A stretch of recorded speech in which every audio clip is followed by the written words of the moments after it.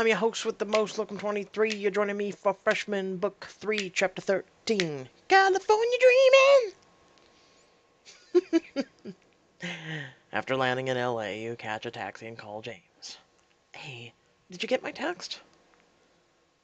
I saw it. You're here? Almost. If you text me the address of the studio, I can meet you there. Will do, and I'll make sure security knows to let you through. I can't believe you're in LA. This is such a nice surprise. Hey, I'm the one who jumped on a plane, and I can hardly believe I'm here either. See you soon. Just when you thought there was no music, you make your way to the lot where James' movie is being filmed. As you enter the set, you spot James standing near one of the lighting rigs. He turns as you approach and breaks out in a huge grin. When you reach his side, he pulls you close for a long, passionate kiss. Mizumi, I can't believe it's actually you. The feeling is mutual. Looks like you got the LA makeover. Oh, this? Well, yeah, my sweaters weren't really working with the California heat. I feel that. My tank top is the only thing light enough for this warm weather. Well, you look wonderful as always. You look like a hipster.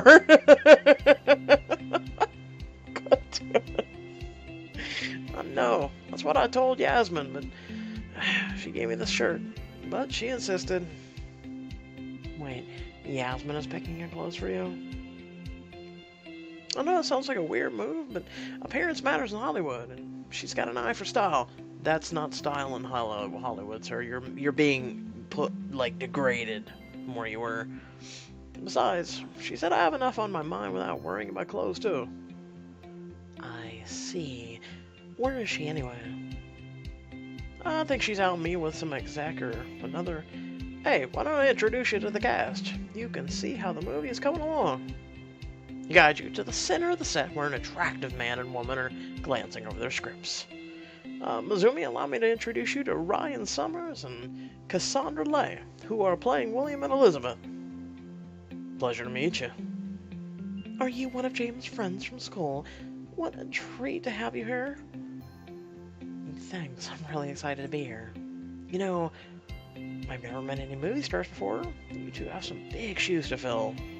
Movie stars. Oh, we're just normal people like anyone else.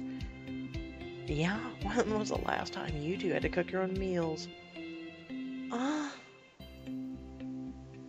That's what I thought. Hey, no judgment. Left to my own devices, I basically live off instant ramen and energy drinks. Well, aren't you sharp? I can see why you and James get along.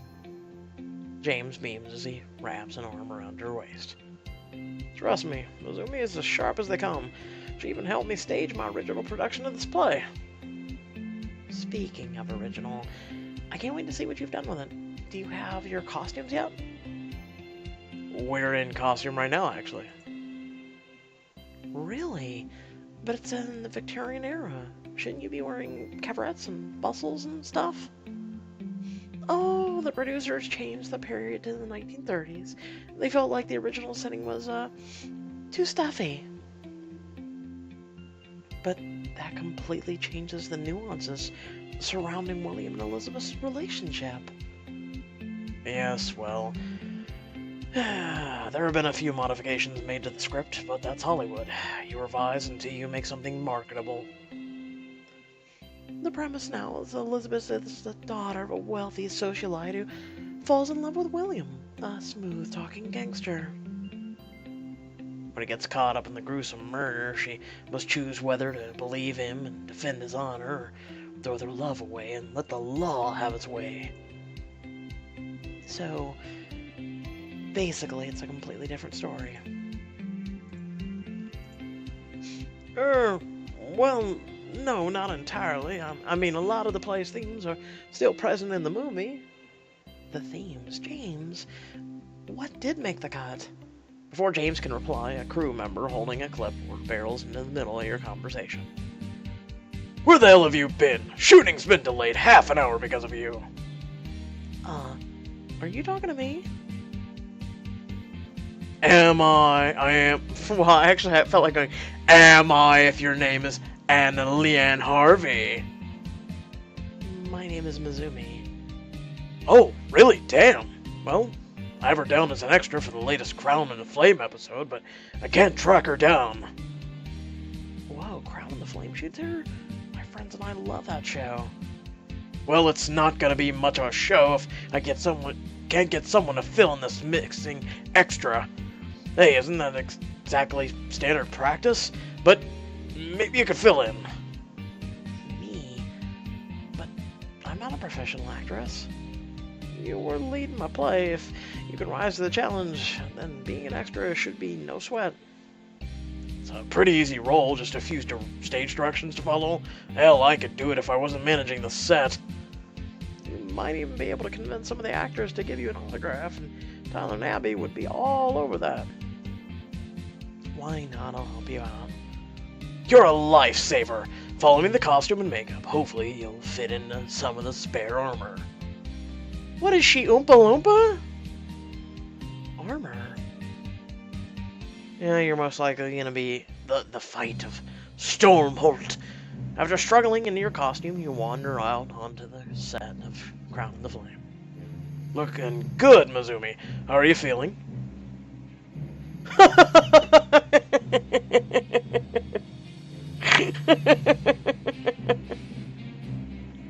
That's Mizumi in that armor. Oh god. I mean, at least she looks more intimidating now, right?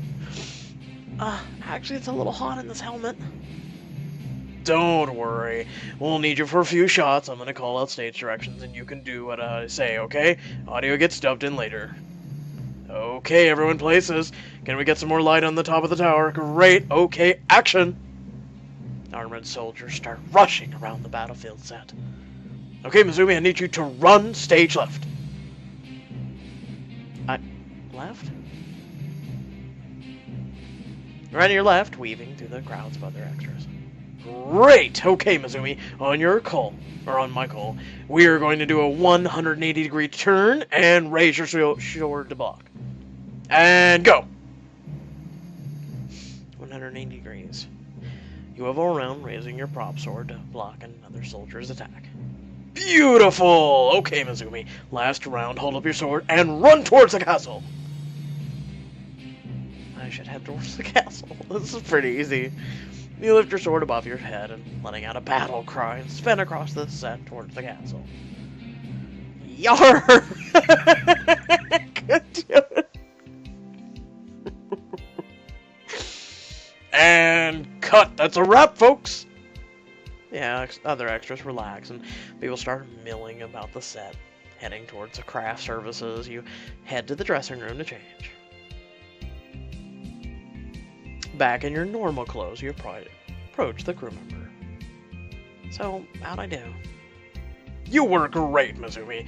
Just great. Thanks again for filling in. Oh, it was a pleasure. My friends are going to be so jealous that I was in an episode. Crew member turns away from you and shouts across the set. I need Ken and Dom over here to review blocking. Soon you're joined by two familiar faces. Don't tell me they changed the set layout again. They added a few more fire pits, so we just have to change your walk path in shot 9 a little bit. Okay, but can we make it quick? I've got hot yoga in half an hour. Oh my gosh, I can't believe I'm seeing you in person. Who are you? Guys, this is Mizumi. She filled in as an extra today, and she did a damn fine job for a newbie. I know you're probably super busy, but can I get an autograph before I go? Of course. That sounds like you really helped us out today. Here, I've got a blank paper. You can use my clipboard. Hang on just a moment. She calls out a passing crew member. Laura, can you grab me a nitro cold brew coffee? No milk, no sugar, with straw and 2 napkins? Also, one of those organic baby kale salads with endive and lemon carrot dressing. They spoke tons of words. I didn't understand any of it. Rich people. Kenna turns around to you, taking the clipboard from the crew member. Can make it out to Tyler and Abby? Kenna and Dom lean over the clipboard, taking turns writing in large, looping scroll. To Abby, is that with an I?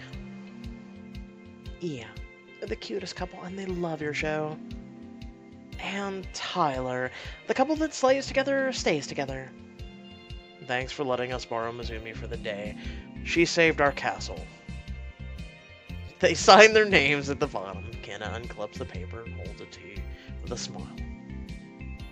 Glad you could join us on set today.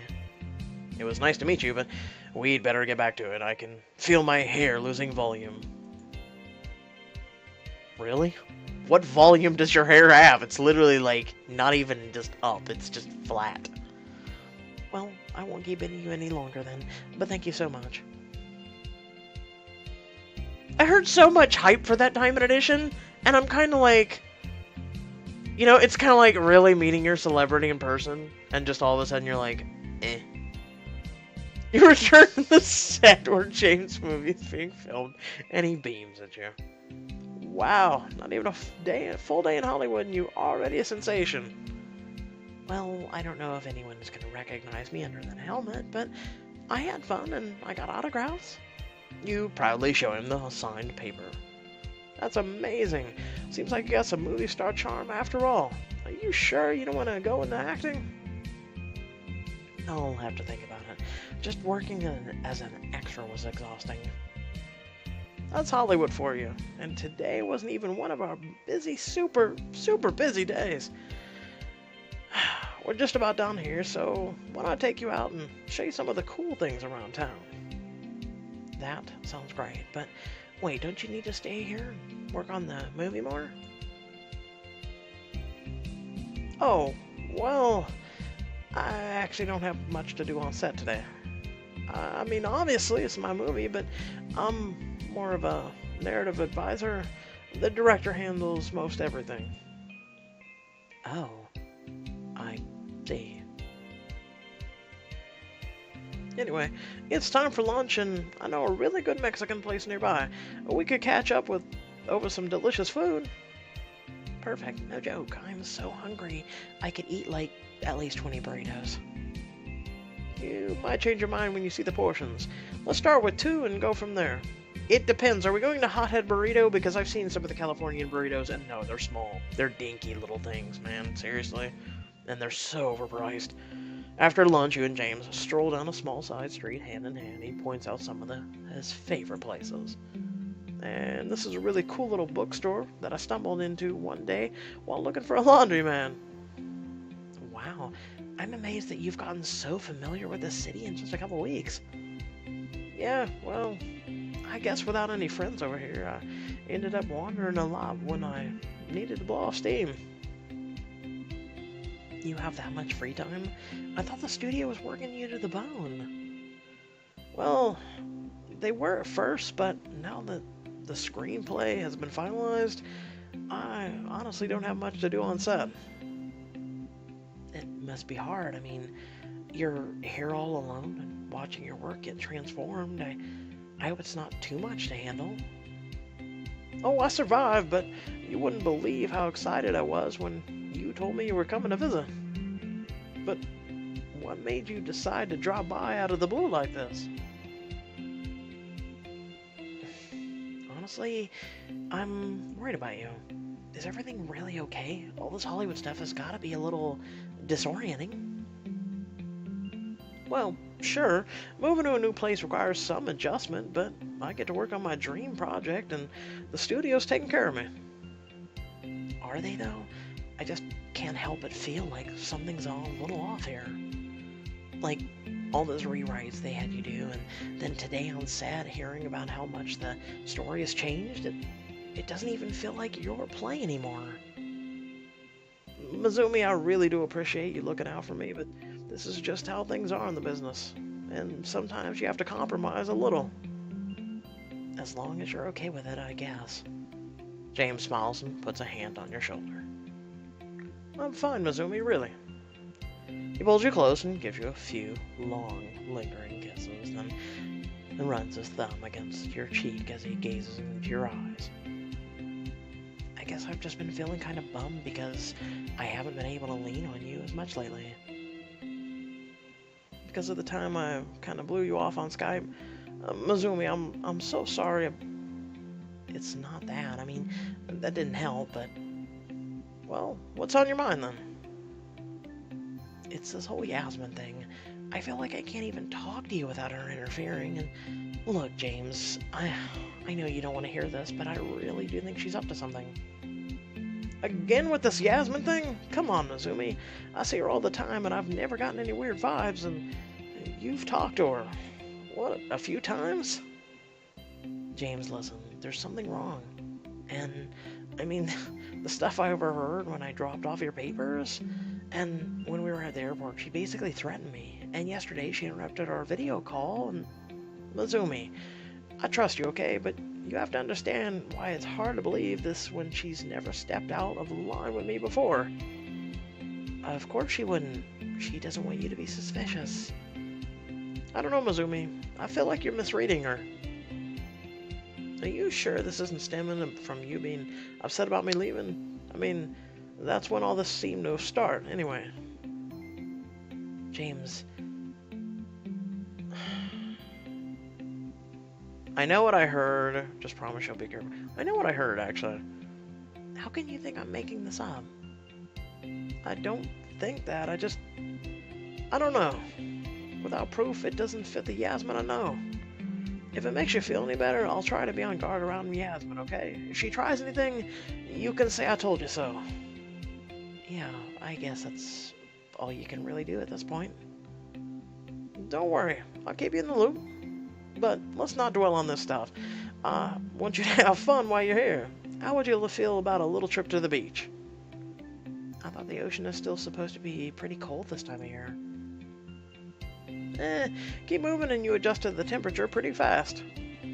Well, it's tempting, but I didn't even pack a swimsuit. Mizumi, we're in the middle of one of the LA's best shopping districts. You can just buy one. I'm no fashion expert, but I've seen some pretty fairly stylish swimwear in these shop windows. I'll never pass up on a cute bikini. Let's see what we got. Besides, it'd be a shame to come all the way to LA and not go swimming. When I think LA, I don't think swimming.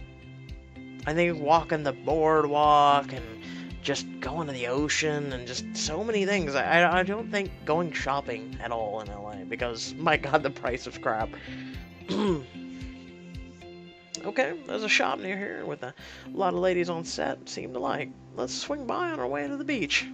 Maybe we can pick up some lingerie while we're there. What? We didn't even get to pick? Mother of really? We didn't even get to pick. We picked a diamond edition and didn't even get to...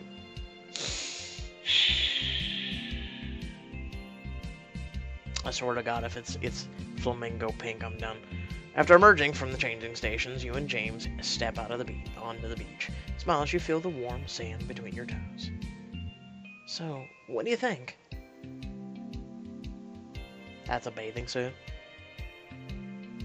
You look like you're wearing a robe and a normal outfit underneath. You know, I'm just done. You spin around showing off your bikini. James grabs one of your hands and twirls you around. You're an absolute vision. As you wrap your arms around James' neck, he presses his lips to yours. You savor this light scratch of his stubble against your chin. I miss this. Me too. Now, come on, let's go swim. You grab his hand and pull him towards the store. As you reach the water's edge, you slip out of your cover-up, running into the surf.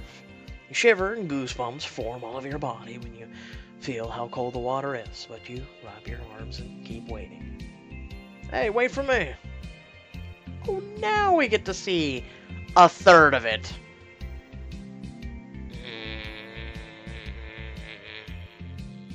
Waste of a diamond. Sorry, I'm just excited. I think the last time I went swimming was, well, the boat dance, I guess. At least this time, we're both much better dressed for the occasion. After moving waist deep into the waves, you fall back into the water, floating on the surface. Then swimming on the beach. James wades towards you, slipping his arms under your shoulders and waist to hold you afloat. Let's never leave this place. I'm afraid we'll have to eventually. It does cool down at 9. Plus, if I were you, I'd be worried about the sharks. He leans down suddenly and clicks his teeth together near your ear. You laugh and splash some water at him. I'm not worried as long as I can swim faster than you. Hey! I'm just teasing. Don't worry, I'll fight off any sharks that try to attack you. My hero. James chuckles and leans down to kiss you. The taste of sea salt lingers in your kiss, and you enjoy the warmth of the sun against your bodies. I love you. I love you too. It's nice to have someone around who would punch a shark in the nose for you. Good thing I'm here then. You lean your head against his chest and smile, the cool waves lapping around you. After swimming for a while, you follow James back to the shore. Aw, don't tell me you're getting tired already. No, I'm just worried you're gonna turn into a fish if you stay in the water any longer.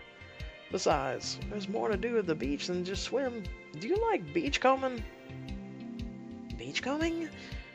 That sounds really boring. No, it doesn't actually. I've developed a taste for it. I love it. When I was a kid, me and my family went to the beach. I'd always come with a basket full of treasures. Treasures? Did you ever find anything valuable? About $100. Wow, really? Sand dollars. Should have seen that one coming. I could do it. It's true. Anyway, you're gonna love this beach. Apparently, a fearsome pirate named Captain Jimenez crashed his ship here a couple hundred years ago. But people still find relics in the area today. I figured we could try our luck. Well, why didn't you tell me there's actual treasure involved? Let's go find some doubloons. You and James stroll along the beach, scanning for disturbances in the sand. Keep your eye out for anything shiny. Let's check out that rock cluster. You and James walk up to the pile and start sifting through some of the stones around. Oh. What did you find? A moth. It's a pretty moth, too. Moth flies up and briefly lands on your nose, then flutters away. Guess we disturbed her resting space. Too bad she wasn't resting on the top of a treasure chest. Yeah, because then you could pretty much buy the studio. Do you know there was a guy who found pirate treasure that sold for like $400 million? And it wasn't that amount, like a large amount. It wasn't like a giant ship full. It was like a small amount. Sold for $400 million. I'm like, what the hell? Whoa, where's my luck? You walk further along the shore and continue your search. Let's look. Under that shack, no. In that pool tide. Maybe some debris from the ocean floor is washed up nearby now. You wade into the shallow tide pool and lean in close. Suddenly you catch sight of something glimmering below the surface. Hey, I think I found a... Whoa! What's wrong? Oh my god! Run! That's all I get. Run. Cue the song. Just run. You let out a shriek and throw it as far into the waves as you can. Hey, why'd you do that? Because I didn't want it to explode? Honestly, Mizumi, it was probably just a prop from a movie. Probably isn't reassuring me enough to risk being blown to smithereens. Man, I was really hoping we have better luck finding something cool. Well, let's keep at it just a little longer. You head further down the shore where there are fewer people around. Where to next? Let's try the driftwood. You stick your hand through the cracks of the driftwood and begin groping around. Hang on, I think I got something. James gazes on eagerly as you withdraw your hand from the log. It's a doubloon! I can't believe it. Do you think it's real? Found some pirate treasure on the beach. Well, I'm not expert on historical pirate artifacts, but it looks pretty authentic to me. Congratulations, you can now sell it for how much ever the gold is worth. It's true. I probably have to turn this over to a museum or something, don't I? Finders keepers. I won't tell the treasure police. Yeah, maybe Captain Jiminese will haunt me while I sleep. At least you can say that you found some actual treasure. Hey, getting to spend the day with you is enough of a reward for me. You do know how to charm a guy. He slips his arm around your waist and nuzzles your cheek. I hate to drag you away, but it's getting kind of chilly. Why don't we head back to my place and order a pizza? Fine by me. I'm starving after running around the beach all day. Great. I'll call a cab and you think of what toppings you want. In the comment section below, let me know what toppings you like. I would go for deluxe. Preferably with pineapple and jalapenos on it. Some bacon, meatballs, barbecue sauce instead of the pizza sauce. Yeah, I'm getting involved in this, aren't I? Chicken. Did I mention bacon? Peruvian peppers. Later you and James curl up on one of his plush couches, sharing a pizza. James, that was the most fun I've had in weeks. I wish I could do this every day. I'm glad, and honestly, I really needed this too. I've been adjusting LA pretty well, but I'll admit that I get a little homesick sometimes. When I'm wrapped up in my work, it's fine, but seeing you makes me remember what I'm missing. Well, I can't say I blame you. It's a lot of change at all at once. You set down your pizza and wrap your arms around him, stroking his shoulder. Missing you doesn't make it any easier. I know, and it's been hard for me too. Sometimes I wonder if I wouldn't be easier for you to just come back, or maybe it's a selfish thought, but I think it might be good for you. Listen to me, I didn't come to LA because I thought things would be easy. Passion takes work, and why would I stop now when I've come this far? It's not what I mean. It just seems like you're a little unhappy. Of course, moving to a new place can be hard, but I'm not talking about something... I'm talking about something more than that. I just get the sense that you're a little overworked and undervalued, not to mention isolated. Even if you're following your dream, is it really worth it if you're miserable the whole time? I have to believe that this will pay off in time. Not to cite cliches, but no pain, no gain, right? Besides, even when things get tough, I'm not miserable. There are a lot of things I love about LA. The sun, the culture, the proximity to interesting projects. It makes Northbridge look like a quaint village. I get to go to swanky art openings, to exclusive movie screenings, and talk to industry veterans. I'm more inspired here than I've ever been in my life, and maybe it's not so bad that I stepped out of my comfort zone. I didn't think about it like that. I guess I just really miss you. I'm just happy you can be here with me now. Hey, I just remembered, I still need to show you that note I found when we were Skyping. James wipes the grease off his fingers and disappears into the bedroom. He returns with a piece of paper. Okay, listen to this. It's from Vasquez. James, please remind me to put in a request to move a certain Madison Eckhart from my class, English class 202. Her tendency to quote Wordsworth, and whom I abhor, is grating on my nerves. I admit that her insight into Solitary Reaper was unprecedented and original, but her perfume sets off my allergies. God damn it, Vasquez. Oh, I miss that guy. That was actually one of the best characters I've actually ever kind of like attached to in all the Choices books. He was me. He really was. Huh. Who would have thought that Madison had a knack for poetry? That sounds like classic Vasquez, though. I thought you might get a kick out of it. It's nice to find little reminders of him once in a while. Yeah. God damn it. Can we do, okay, Pixelberry, can we do like a prerequisite where back when Vasquez was maybe younger, like that would be so amazing. I miss the old guy, man. I'll tell you. You reach over and give his hand a squeeze. Well, I guess we should get to bed. You do have an early morning flight tomorrow. I wish I could stay a little longer. It sucks that I have to get back to school so soon. Thanks for letting me crash in your swanky loft, though. Of course. You always have a place to stay, as long as I do. The life of Ryder isn't all that stable. James kisses your forehead and gently strokes your chin. Why don't you get into bed, and I'll join you in a bit. I just need to clean up and take a shower. Sure, but promise me you won't get sucked into making edits or something.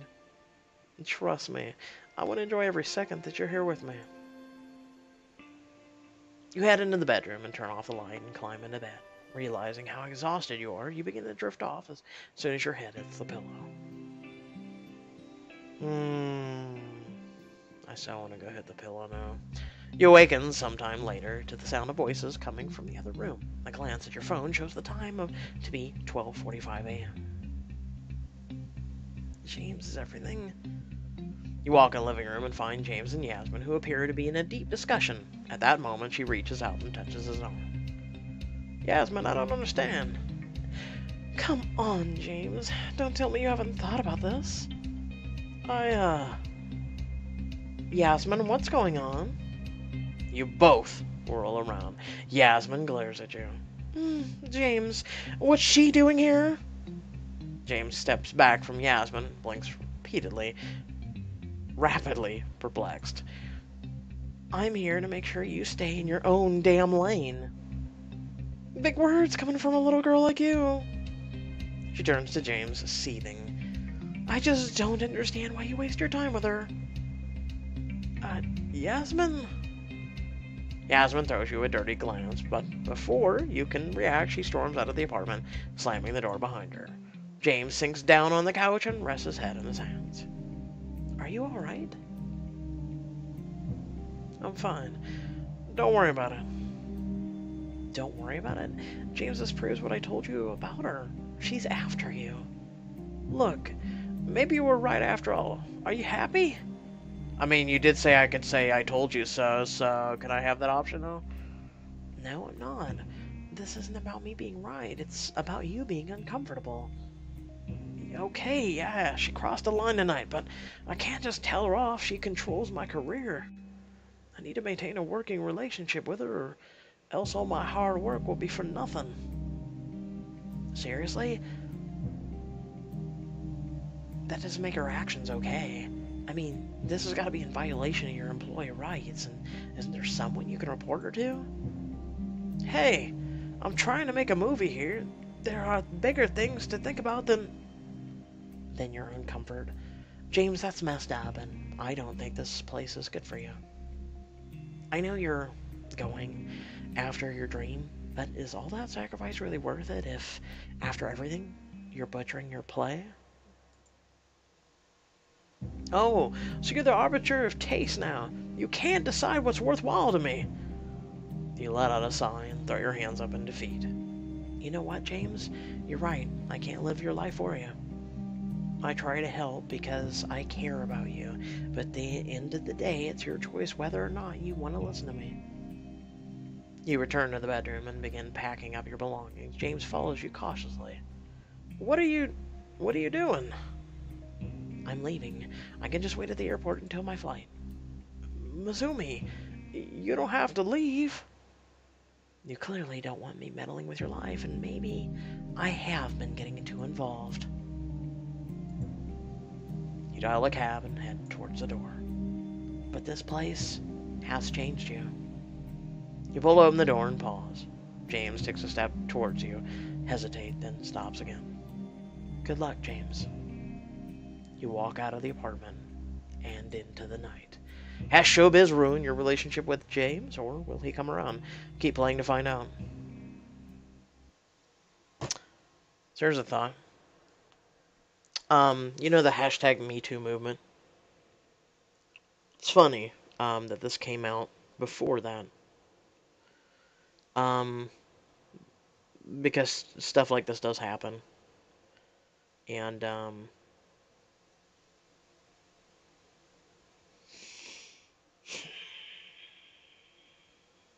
sometimes it isn't always about your career. Sometimes it isn't always about um, things like that. Um, sometimes, I mean, you don't even have to be in Hollywood for those types of things to happen to you. And Yasmin wasn't just taking control of his career and what he was doing and manipulating him. I mean, as you saw, she was trying to literally get in his pants. Um, and to ruin his relationship and so many wrongs, right? I mean, so that being said, never, never, and I mean never, let somebody do that to you. Um, I extend this to all my fans, even if you're not a fan and this is the first time you're ever watching. Um, pretty much, if you ever want to talk to somebody, if you ever need to talk to somebody, you can always reach me on my social media accounts or whatnot, and I can, just be just an ear to listen to or whatnot if something like this happens. I've talked to quite a few people, and I've kept their issues confidential. Um, and then some people I've actually helped um, with their issues. Actually, just within this past week, I've had to help two women who were going through a lot of ongoing sexual assault, um, threats, sexual harassment, and so much. So pretty much, if you were following me on a lot of my social medias, you were seeing, especially on Twitter, um, I was going to bat against some developers and some people like that because it's just not right. It's just not right. Period. It's not right if you're a guy. It's not right if you're a girl. It's not right. Period. It's not all right for bullying, harassment, any of that. So, I thought I would end that in the video with that being a deep-hearted note. So I hope y'all did enjoy the video. Please feel free to head down the description below. If you'd like, we do have a Discord server now. You can come hang out in it, chat with other fans and subscribers of the channel. And also, you can follow me on social media. There's a few links down there as well. And if you want to support my channel and all, and my content, it's greatly appreciated. There's a few links for that as well. And until next time, stay well, stay awesome, and I'll catch you all in the next video. Peace.